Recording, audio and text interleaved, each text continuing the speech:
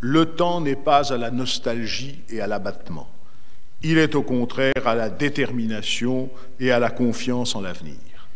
Toutes nos forces doivent s'engager dans la transformation de notre système énergétique et dans son adaptation aux nouvelles données du monde.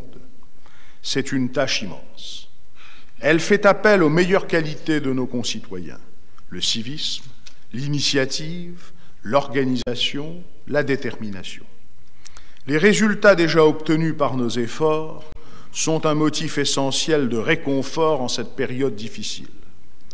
Le redéploiement obtenu en 7 ans, depuis le premier choc pétrolier, 1973, ce redéploiement est spectaculaire, car chacun connaît les inerties des systèmes énergétiques et ceux qui sont ici le savent mieux que beaucoup d'autres.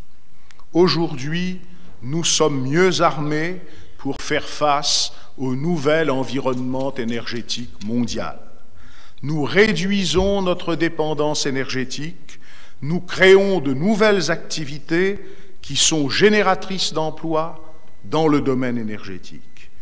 La première étape qui a été franchie doit nous encourager à redoubler d'efforts pour atteindre l'objectif que nous nous sommes fixés, objectif qui est de limiter à l'horizon 1990 à environ 30% la part du pétrole dans le bilan énergétique français.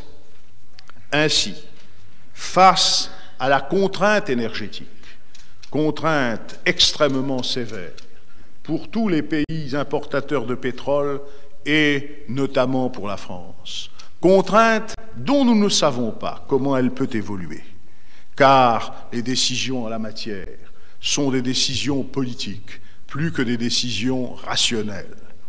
La France, face à cette contrainte énergétique, la France peut être fière de constater qu'elle est à la tête des pays qui ont entrepris de s'adapter au nouvel environnement énergétique mondial.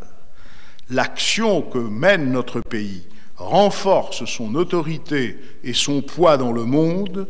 Voilà, mesdames, messieurs, ce que fait la France lorsqu'elle applique une politique vigoureuse et continue, et l'on n'a jamais vu dans notre histoire de politique vigoureuse et continue au service de la France qui n'ait eu le soutien des Français.